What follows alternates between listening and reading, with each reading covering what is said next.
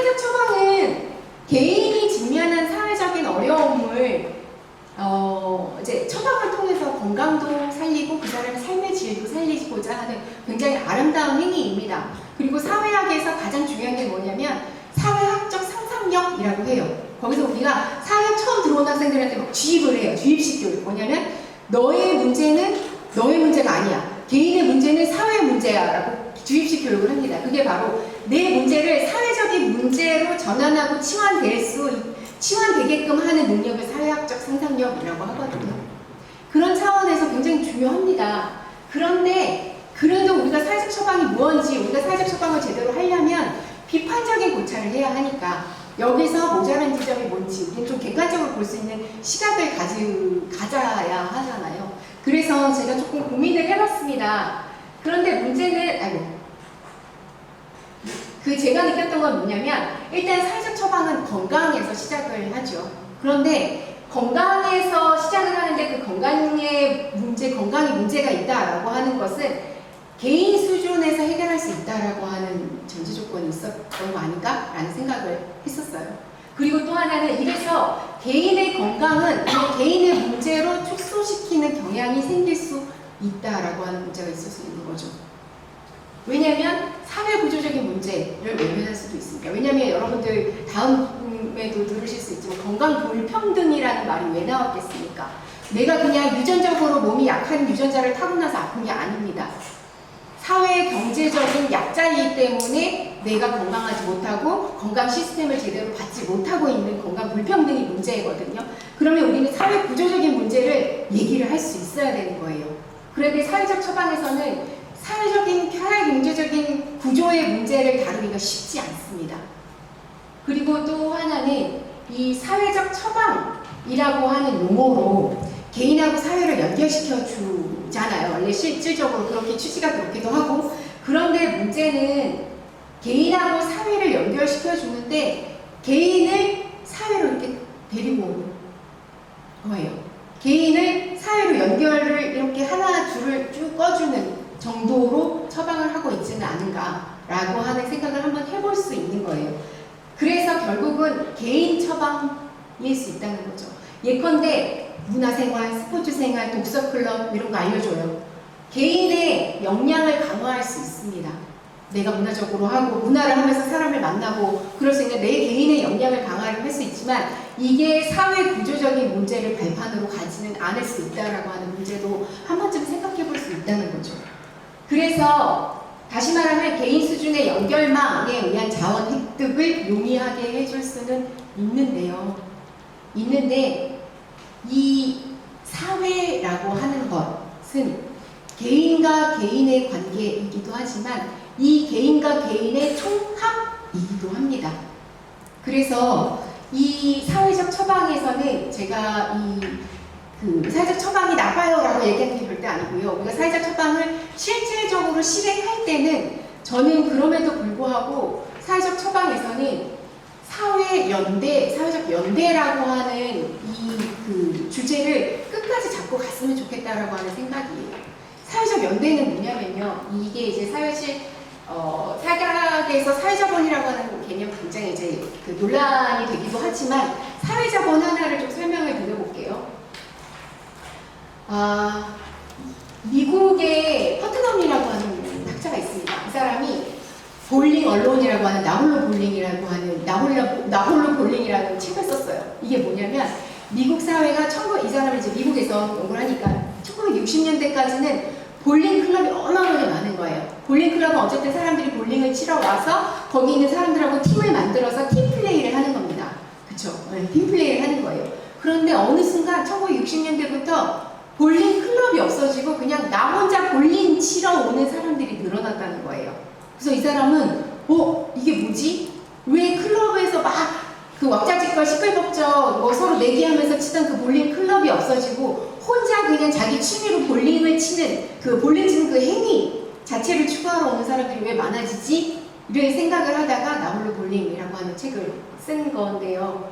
이 사람은 왜냐면 우리 미국은 지금 너무 전 세계 제1위의 선진국 부유국가인데 건강이나 내지는 내 삶에 만족합니까? 이런 만족도가 현저히 떨어지고 있다는 거예요.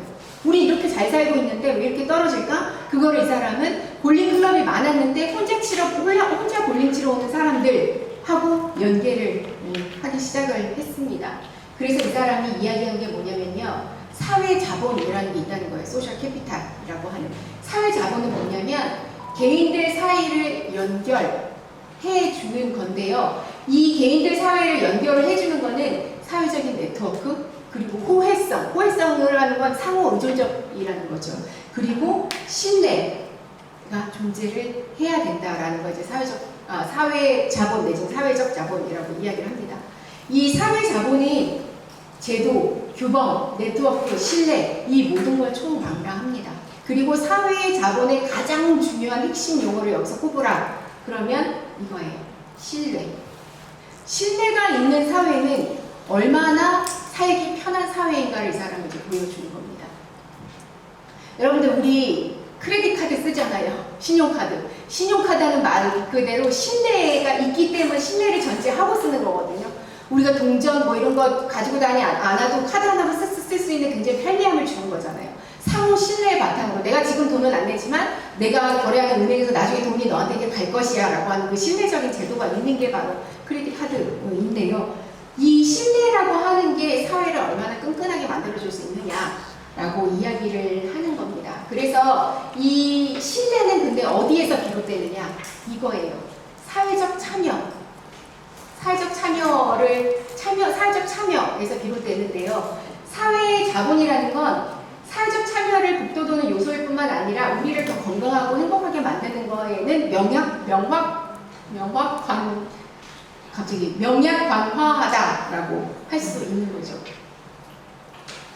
그래서 이제 내가 얼마만큼 참여하느냐, 여러분이 얼마만큼 사회에 참여하느냐는 개인적인 즐거움, 개인적으로 아파서 뭔가 하는 게 아니라 이런 것들을 질문하는 겁니다. 클럽, 정당, 지역사회단체, 타운이나 학교, 정치집회, 내가 관계하는 모든 것들에 대한 집단들.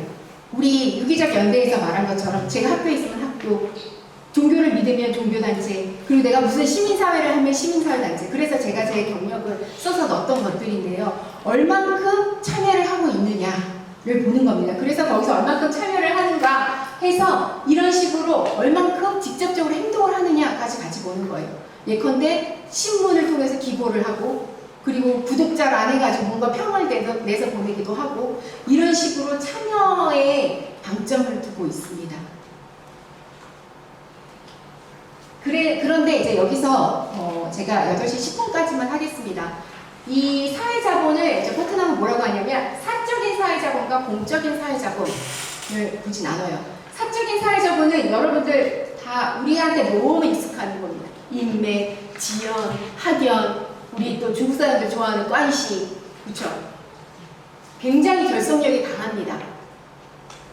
그래서 이거를 보통 결속형 사회자본이라고 이야기를 해요. 그리고 근데 내부 지향적이고 이 사적인 사회자본의 결속형이 갖고 있는 가장 큰 문제점은 배타적이라는 거예요. 우리 향후에, 그렇죠? 우리 고향 사람들 아니면 들어오기 힘듭니다. 동창회, 우리 학교 사람 아니면 못 들어오잖아요. 그렇죠? 이런 이 인맥, 카르텔, 관시에 의한 강한 결속력은 어쩔 수 없이 배타적일 수밖에 없습니다.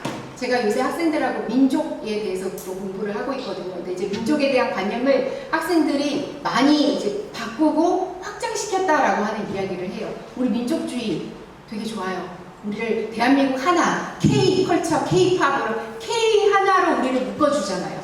그런데 그 K 안에는 우리 대한민국에서 살겠다라고 온 외국 이주 노동자들이 들어가 있는 걸까요? 이런 걸 생각을 해볼 수 있는 거잖아요.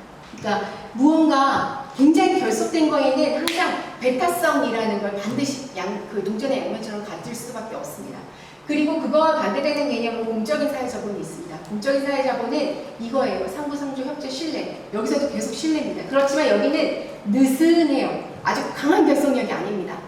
강한 결속이 내가 여기 모임에 참여하는 내가 이름을 걸어뒀는데 오늘 모임에 안 나갔어. 동창회 향후에서 너 왜 안 나와? 전화 와요. 그렇지만 이 모임은 전화가 안 옵니다. 그냥 내가 가고 싶으면 가고 가기 싫으면 안 갑니다. 느슨한 연대. 이거는 약한 연대, 느슨한 연대지만 느슨하기 때문에 연대가 굉장히 약해 보입니다. 그렇지만 이거는 가교형이에요. 무언가를 계속 꾸준히 연계를 해주는 겁니다.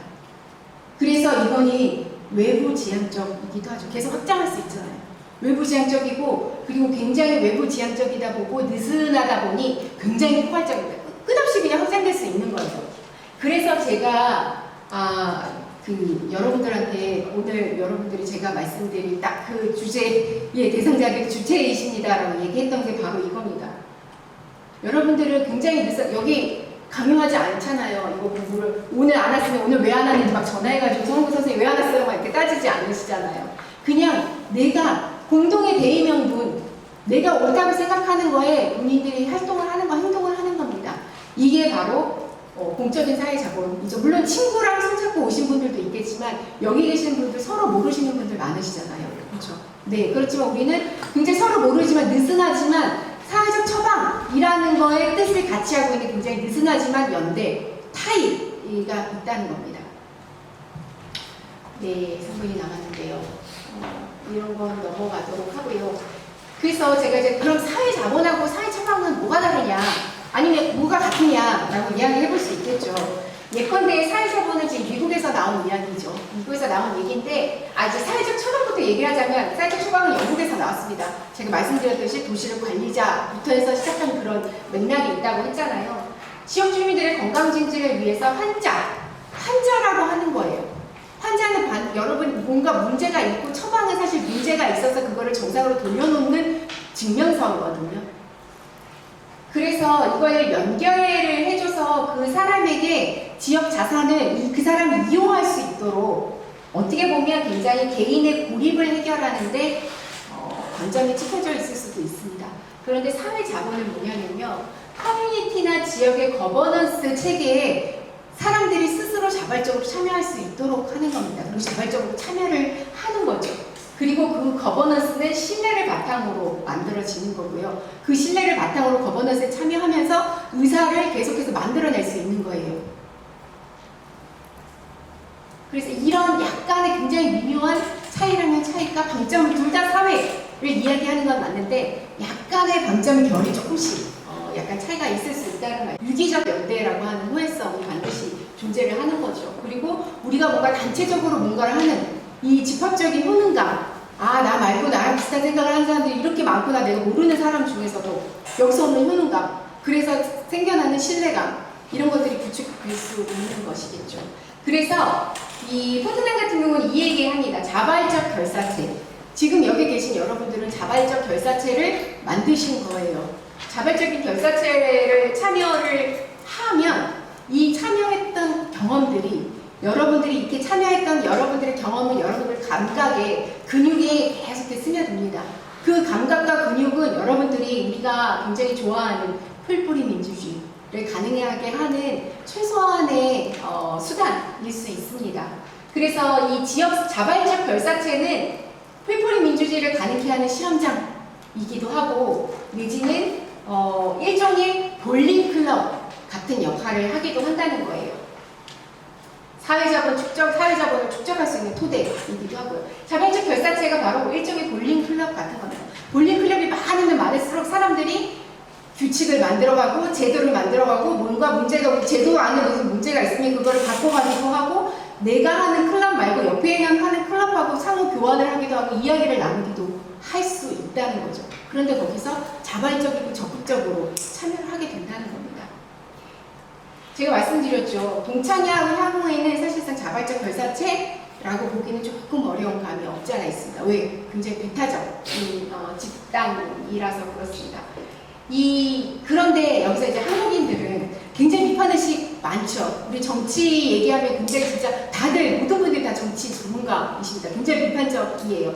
그리고 민주주의, 민주적 절차 엄청나게 중요하게 생각하시죠. 우리 민주적 시민성, 한국인은 다 그걸 가지고 있긴 합니다. 그런데 문제는 우리의 현실에서는 요게 굉장히 강하게 또 작동을 합니다. 혈연관계, 학연관계, 뭐 이런 여러 같은 아파트 주민 뭐 이런 것들 굉장히 또 알게 모르게 작동을 굉장히 많이 하고 있다는 거죠. 그래서 자발적 결사체가 훨씬 중요하고 이게 더 확장되어야 되고 확대되어야 한다라는 거죠. 그래야만 이 사람들이 이게 뭐냐면요. 사람들이 아이고 제가 시간이 다 됐는데 내가 문제가 생겼어요. 그런데 이게 자발적 결사체의 링크를 내가 많이 가지고 있지 않아. 많이 참여하지 않아. 근데 나한테 문제가 생겼어. 그러면 어디를 달려갑니까? 지자체, 민원, 국가, 위로 갑니다. 우리는 문제를 해결하기 위해서 위로 가는 거예요.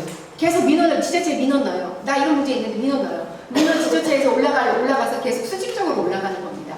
그런데 이 자발적 결사체, 아니면 이게 안 되면 내가 지자체에서 민원 넣어 올라갈 수가 없어. 그러면 아는 사람 전화하죠. 예컨대 우리 병원, 지금 병원이 굉장히 핫한 이슈긴 하지만 병원에 자리를 수술 날짜를 잡아야 되는데 좀 빨리 잡고 싶어.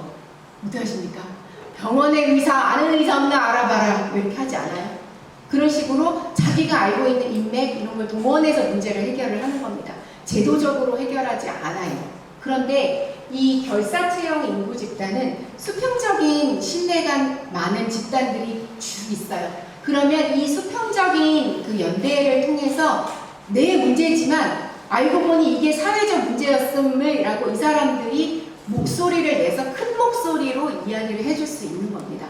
그게 제도적인 그 절차에 의해서 문제시 되는 거죠. 사실은 그런 사회가 건강한 사회라고도 할 수 있죠. 우리가 지역혁신 얘기하는데 인프라로 해결이 되지 않습니다. 그래서 저희 플랫폼에서 하는 게 제도, 문화, 분위기, 신뢰. 일단 신뢰하는 사회를 만들어야 돼요. 이게 지역. 그래서 우리가 지역에서의 사회적 처방, 사회적 연대를 이야기할 때 뭐 이런 것들 많이 얘기해요. 주민자치. 그리고 주민자치 하나의 그 사례로서 농촌 체험마을, 마을 만들기, 마을 공동체 만들기, 그리고 공동으로 육아하는 품앗이 육아 같은 거. 제가 뒤에 사실 영상들을 다 가지고 왔는데 제가 말을 많이 해가지고 영상을 볼 시간이 없어서 너무 아쉬운데요. 그리고 마을 학습 공동체? 지금 이런 것들이에요. 우리 마을에 있는, 진주라고 하는 마을에 있는 선생님이 학습 공동체를 만들어서 하실 분 했는데 여러분들이 신청을 하셨고, 그리고 거기에 뜻을 같이 하는 사람들이 저도 한번 가서 이야기를 해보겠습니다 해서 그냥 마을에서 학습하는 그런 분위기가 생기는 거죠. 그런데 이제 사실은 주민자치는 약간 조금 이것도 생각해 봐야 될 문제가 많습니다. 주민자치는 실제로 주민들 전반에 저는 지금 충북운동에 살고 있습니다. 혁신에 살고 있는데요. 제가 주민이지만 주민자치 회원 아니에요. 우리에게 주민자치는 주민자치위원회 위원들이 활동하는 단체인 경우가 굉장히 많죠. 진짜 말 그대로 주민들이 다 일일이 회원이어가지고 뭔가 뭐를 의사 수렴을 해가지고 올라가는 게 아니라 주민자치위원회라고 하는 게 주민자치센터에서 만들어요. 예전에는 저는 옛날 사람이라서 동장이 편한데 동장이 만들어요. 주민자치위원장 뽑아요. 그 위원장이 자기 친한 사람들 위원회 만듭니다. 그래서 주민자치위원회라는 이름으로 마을 동네 봉사활동 가고 어디 무슨 기관에서 행사하면 머리수 채우러 가고 뭐 이런 활동들을 한단 말이에요. 그래서 주민자치는 사실상 보다 더 주민자체적으로 끌어내려와야 하는 문제를 좀 안고 있기는 합니다. 이거를 제가 시간을 짧게 좀 짧은 거 하나만 봤으면 좋겠는데요. 그러니까 제가 진주를 조금 찾아봤었습니다. 이제 진주에는 진주시 주민참여예산제라는 게 있어요. 진주시 주민참여예산제는 2011년도에 시작을 해서 진주시에서 돈을 어떻게 쓰는지 주민들이 직접 참여를 하는 거죠. 그래서 나름 성과도 있고 문제점도 있긴 하지만 나름 성과도 계속해서 마련을 만들고 있는데 사실 조례 제정이 필요해요. 지방자치에서는 조례가 굉장히 중요하게 작동을 하고 그 조례 제정하고 수정하고 만들어가는데 주민들의 목소리가 계속해서 들어가야 합니다. 그리고 진주 주민연대라는 것도 있습니다. 진주 주민연대 말 그대로 그냥 주민들끼리 모여서 이사장 뽑고 상임 대표 뽑고 뭐 공동대표 뽑고 그래서 저랑 같이 일하고 계시는 지금 동료인 저희 사회학과의 김주호 선생님이라고 계시는데 그분이 여기 공동대표도 맡고 있고 막 그러세요. 그래서 이런 그 풀뿌리 민주주의의 그 단체들이 아직 진주에도 있습니다. 그래서 우리는 이 사회적 처방을 하기 위해서는 이 풀뿌리 민주주의가 가능한 사회자본의 근육을 계속해서 키워줄 수 있는 방향을 좀 같이 고민을 계속 하면 좋겠다라는 생각이 좀 있습니다. 제가 그만할 거야 아니면 영상을 2분짜리인데 잠깐 볼까요? 잠깐 볼까요? 이게 이거는 품앗입니다. 이거는 제가 이걸 늘려야지 못하는 것 같아요. 혼자 감당할 수 없는 육아를 이웃끼리 돕는다면 얼마나 좋을까요? 천안에선 가능한 일입니다. 동네 가족들이 모여 서로의 아이를 돌보는 육아 품앗이가 5년째 활발하게 운영되고 있습니다. 최우진 기자입니다. 삭막했던 아파트가 아이들 웃음천지입니다. 천안 청수동에 사는 5가족이 오늘은 주원이 집에 모였습니다. 집에서 준비한 종이놀이를 하며 한 가족같이 어우러집니다.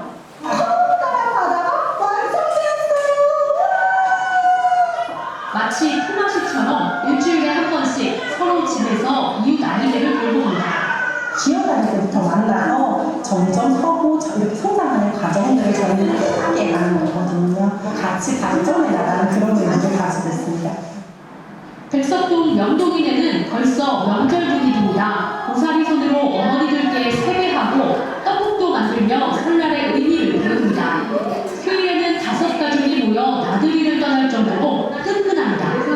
엄마들도 친구 되고 언니 동생 맺어주고 정보 공유도 하고 아이들 친구도 만들어주고 하다 보면 정말 육아가 즐겁다는 거를 느낄 수 있을 거거든요. 2013년에 시작한 천안 모두 가족 품앗이는 11그룹 88가족이 참여하고 있습니다. 마을 아이들끼리 어울리면서 사회성을 키우고 엄마도 독방육아 부담에서 벗어납니다. 비슷한 또래의 아이를 키우는 엄마들이 먼저 모여서 신청할 만큼 인기가 대단합니다. 자치단체도 공동육아의 효과에 주목해 다양한 품앗이 사업을 지원할 계획입니다. 어떤 아버지 양육이라든지 맞벌이 가족을 위한 좀 특화된 공동육아 행동도 저희가 좀 모델링 해볼 계획에 있습니다. 천안동 마더센터를 더욱더 확대할 계획에 있습니다. 지역사회 가족 돌봄방이 육아 문제의 해법으로 떠오르고 있습니다. TJB 최효진입니다. 예컨대 제가 여기 오기 전에 이제 서울에 그리고 동작구의 상도동이라는 데 살았거든요. 근데 거기에서 저는 그때 이제 박사 과정 중이었어요. 제가 영국에서 하기를 하지만 한국에 나와서 논문을 막 쓰고 있었는데 이미 아이도 있고 아이도 둘이나 있고 그래서 제가 저는 이제 공부를 하는 사람들은 이제 밤낮이 없거든요. 밤에 막 글을 써야 되고 근데 아이 육아를 하고 공부를 하고 너무 힘들더라고요. 그런데 거기 있다가 이제 아이들이 노는 놀이터 이미 그 아파트 구조가 아파트가 쭉 있는데 가운데 놀이터가 있었어요. 그래서 가운데 놀이터 나가면 엄마들이 다 모여있는 그래서 거기서 친해져서 거의 저는 품앗이 육아처럼 했습니다. 예컨대 저는 집에서 계속 글을 쓰니까 주중에는 아이들이 우리 집에 와서 저녁을 먹어요. 그리고 주말에는 제 이제 큰아이의 친구들 엄마들이었는데 큰아이 친구 집에 저희 둘째 아기가 그때 5살, 6살 때인데 기저귀를 싸서 보냅니다. 주말에는 하루 종일 친구 집에 가서 놀면 그 엄마가 주중에 제가 이제 돌봤으니까 주말에 자기가 아들 친구 동생 기저귀까지 똥기저귀까지 갈아주면서 그렇게 키워가지고 제가 이사 온 지 지금 거의 3년이 됐는데 아직도 저희는 가면 저희가 서울 가면 무조건 모이고 만나고 같이 육아하고 그런 일들을 하고 있어요. 근데 이런 것들이 보다 더 제도화되면 품앗이 육아 이런 것들로 인해서 훨씬 사회적 연대가 끈끈해지겠죠. 그리고 또 하나는 이거는 하나 보여드리고 싶었어요.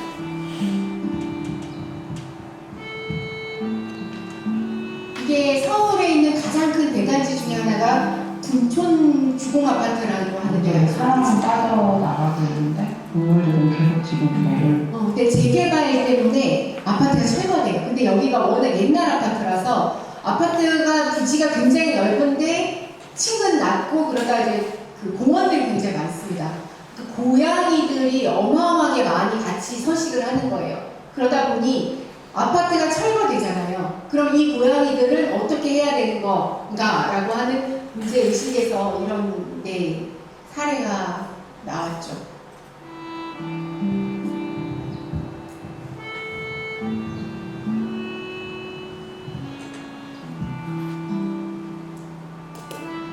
먼저 이제 사랑은 빠져나가고 있는데 동물들은 계속 지금 머물고 있는 상태고 진짜 고양이는 휑하게 고개 돌리면 고양이 보이고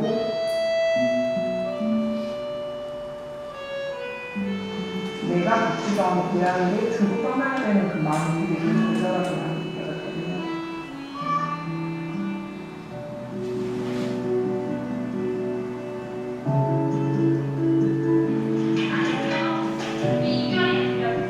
남비야. 10년간 여기서 잘 살았지? 사랑받으면서 좋은 추억도 많지? 애들이 사람과의 반응하는 게 너무 틀린 거예요. 이렇게 매일 살 수 있구나. 근데 진짜 지금 이거 무슨 살고 싶냐고.